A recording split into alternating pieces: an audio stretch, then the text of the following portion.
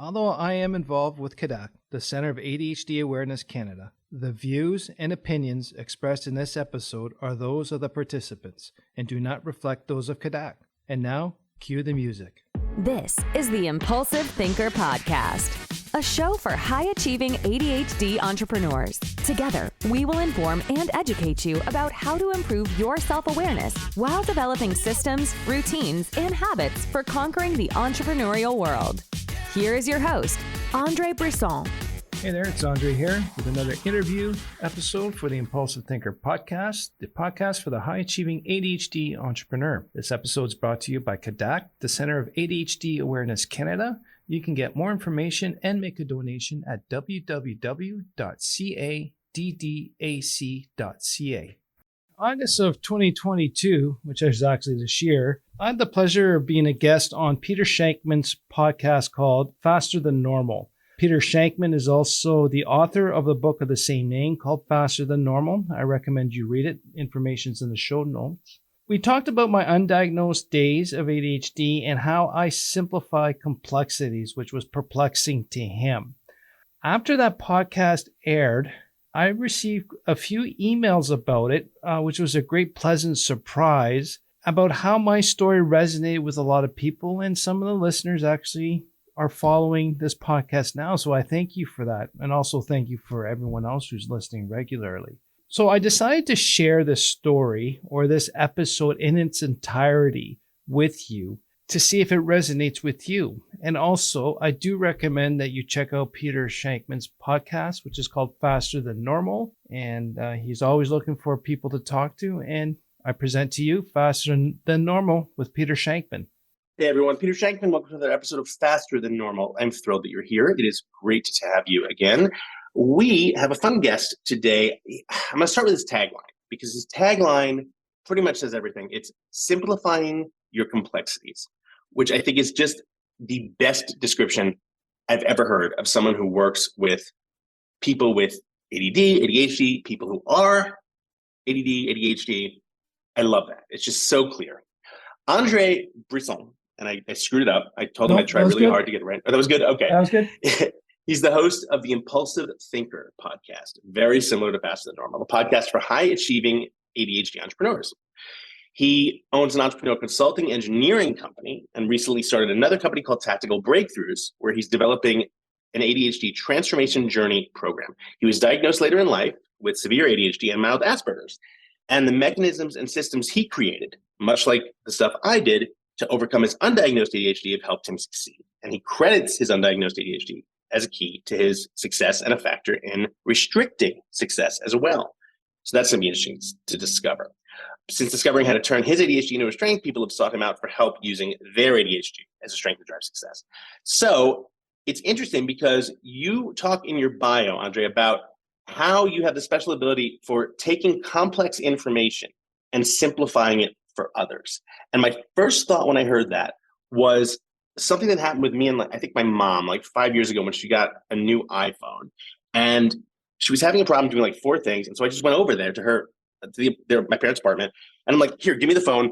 Done, done, done, done, done. She's like, great, but I didn't learn how to do it. Right. And I realized I'm terrible at taking complex information that I understand and teaching people how to understand it. I just want to do it and get it done. That's an ADHD thing. So let's start there. What is your sort of success key there, where you actually have the ability and the patience or whatever it is to take that information and simplify it down so other people can learn it as opposed to just doing it for them? Well, to me, that's the key difference is I don't do it for them. I've always helped people understand, break down something complex into simple steps or layman terms so that they can act on it, and then they can think about it differently to act on it at a future time. Like for example, in Canada here we have ringette. It's a sport on ice for women. So basically they got a rubber ring with a spear, their stick, and I refereed that. And I was an evaluator, an official evaluator. So what I actually did was I always asked them, what's the rule? Like usually you guys say this occurred, did I call it right or not? So I go by and says, what's the rule? The rule says this. And then we break down the steps of what occurred and apply the actual rule to those steps. So I step it out for people so that they can understand it. And if you don't understand the first way, I tackle it at a different angle until they get it. And what I'm trying to teach them is stepping out the thought process to come with their own conclusions with the facts that they know they already had and didn't realize it. Okay. Does that make sense? Yeah, it does. It does. It's interesting because that takes patience. And that's one of the few things that most people with ADHD simply don't have anywhere near enough of. Mm-hmm. Yeah. And the thing is, a lot of times I can simplify that complex information so someone understands it and so that they can act on it and I can make it real. So usually I'm able to connect something that's in their life or someone else's life or mine. And that's what I do a lot on the podcast is this is a scenario that happened. It kind of happened to me. And then once you make it real, people seem to click with it better. No, makes sense. And yeah, I mean, that's a my keynote speaking trait. You tell stories that happening to people can relate to. And all of a sudden it's not some guy on stage talking about something foreign. It's something, oh yeah, I get that. Yeah. I think I had a chat today with two different people. And I blurted this out and I thought it was pretty smart now to think about it now. But I think there's a difference between informing to understand versus educating to teach. So for me, I was talking about advocacy is, I stopped educating people. I just tried to inform people so they can understand adult ADHD and the differences. That makes a lot of sense. I think that also the more informed they are, the more they feel like they can have a handle on it, as opposed to, I guess, educating. Exactly. Yeah, they might not necessarily get. No, that makes sense. Tell us about your background. You said you were late diagnosed. How late? About 4 years ago when I was 44. Oh, wow. And then that was all because of a life tempest, as I've been calling it. 3 perfect storms collide at once. Got into a bad business partnership. I got bored with my first company once it got successful, so I sabotaged that. Things weren't going well at home, and my symptoms overtook me and controlled me for a couple of years to the point where my kids are looking at me scared, and I said, I got to get help. And got the diagnosis. I went actually to get the diagnosis to prove it wasn't ADHD because I thought there was something worse wrong with me. Because that diagnosis, it was too simple of a solution to explain my last 44 years and develop a character that I became so I can fit in and not be looked as abnormal. And then, so I got really good at playing this character. Now I'm learning how to be me and to differentiate the two because it almost became, I brainwashed myself to believe that was the person I was or should be. No, I get that. I mean, it's fitting in and not being, and not sort of ever really fitting in with the crowd or with any group in school, and that takes a toll. I think we're just starting to realize what kind of toll that takes on people, and how much that's, those early forming years are really responsible for sort of the kind of stuff you deal with. And then I was overlooked because I was doing well in school. I'm also gifted.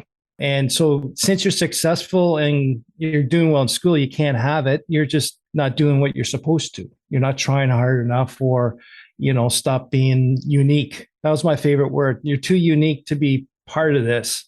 And I've always fought the right to be unique. And I always thought we're all different. I never understood why we were always trained to say everyone's alike, but we're not. We're all unique. So when you get to, I'm curious, you mentioned something. You said you had symptoms that were starting to scare your kids. Can you go into detail on that? Oh, emotional dysregulation times 2 million. It didn't take much to spark me off. And then all I would do is I'd just be screaming at them for something silly. And when I started being cognizant of us screaming at them for being silly, my brain was actually saying, hey, buddy, you're overreacting here. You should stop. And then I got the other part of my brain going, forget it. Let's keep going. I'm already into it. So when I saw those look in their eyes, and it gave me it scared me because I saw myself there when I was a child. And that's when I said, no more.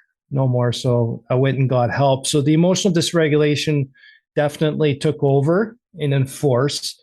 And then my impulsivity and the no filter aspect of my brain, having no filter, just my impulsivity, my words would just come out, and I just started not caring anymore. And that's when I said that the symptoms took over. Impulsive buys, impulsive business partnerships, knowing that it was not going to be good. And for me, I realized with time, since my diagnosis, I have a fear of being idle And when I get bored, that's when I could become dangerous. And that's when, so my physical hyperactivity, even as an adult, kicks in if I'm bored. And then what happened was with my other company, once the startup phase was done and we were successful in maintaining success and having good gradual growth, I was bored. The entertainment, the interest was gone. So I created chaos, impulsively trying this, trying that, emotional dysregulation, continuing, and then just going on with the inattention, not caring. I had a really great point and it just escaped me. It'll come back later. That happens all the time. You go down the first rabbit hole, like, wait, my original point was like 5 feet away from that. Yeah.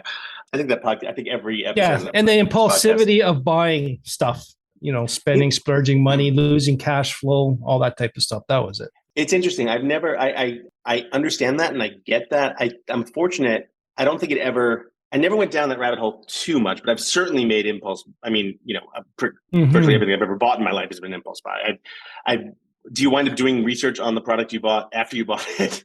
No, I usually do all the research ahead of time. So I know what I'm buying is good. It's just deciding to do it. Like the one was, hey, we got a bunch of cash in the bank account.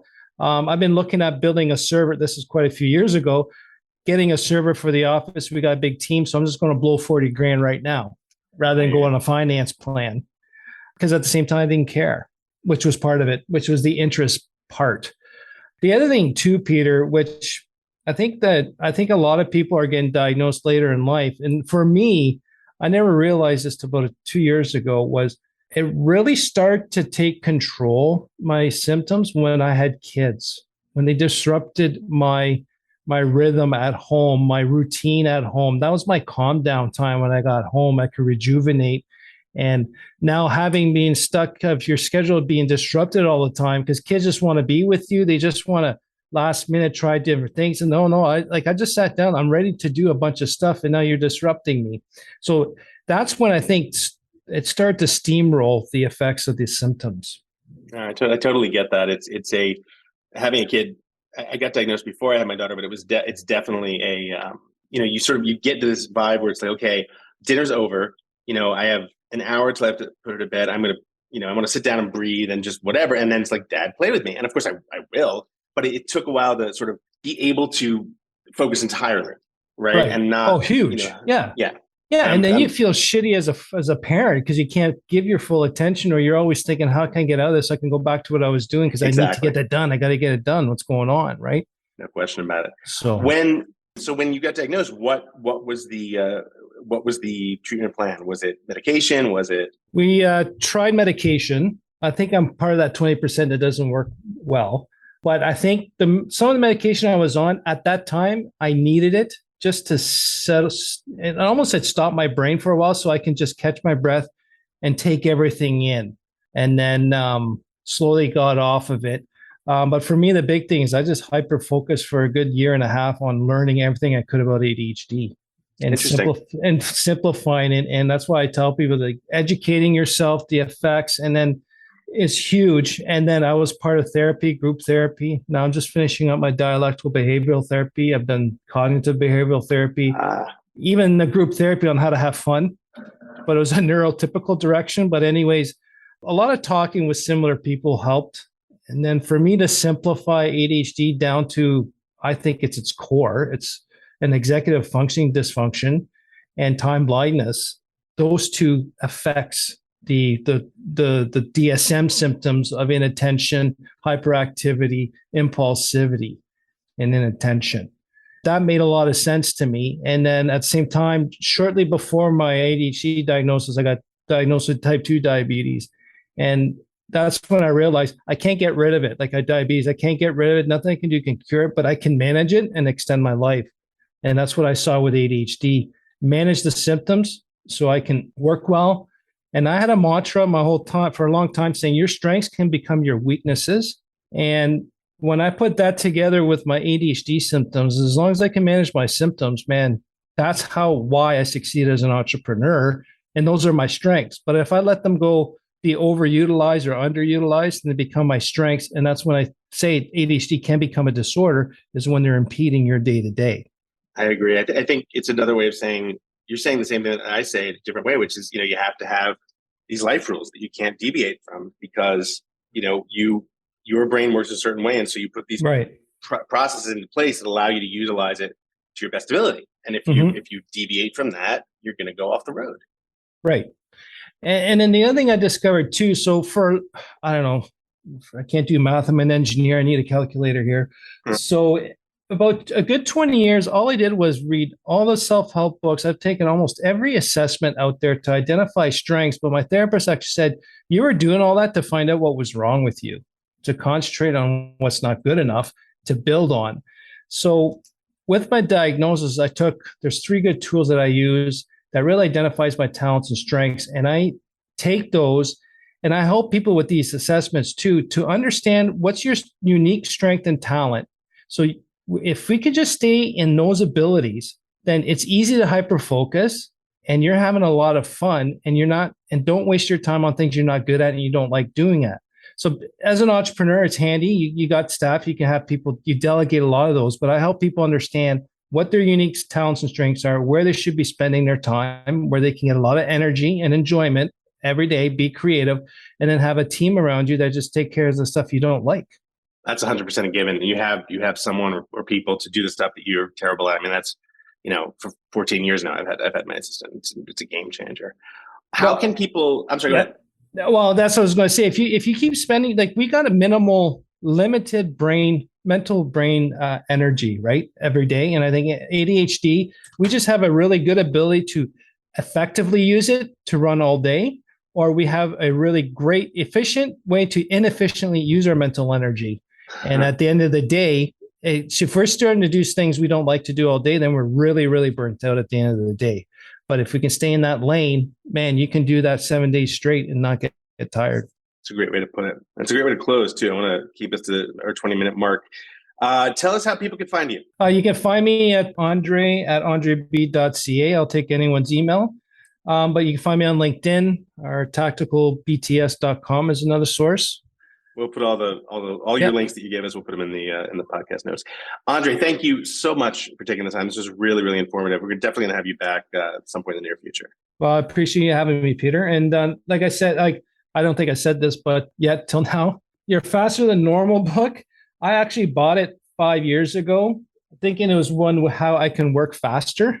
Then I bought it again and read it, and then I found the other book. But I think I really liked your aspect too, that it's not a disorder. It's a very unique ability of doing things and to not think it as a negative and make it work. And I really a lot of stuff in there not reflected. It hit me. I understand exactly what was in there, and it was also comforting to know what I created in the past unknowingly. I was on the right track. So I thought it was a really good book, and I do recommend it to a lot of people. Thank you, man. That's really, really kind of you. Guys, as always, Faster Than Normal. We want to hear what you're thinking. We want to hear any guests you might have. Shoot us an email, peter@checkmate.com. We're on all the socials. You know our handles by now. Thank you for listening. We will see you again next week with another guest. We appreciate you, and ADHD and all forms of neurodiversity are gifts, not curses. Stay safe. Thank you for listening to the Impulsive Thinker podcast. If you have a question, comment, or suggestion for the show, please visit theimpulsivethinker.com. The Impulsive Thinker podcast is produced by Tactical Breakthroughs and hosted by Andre Brisson. Remember, ADHD is only a part of you, not all of you.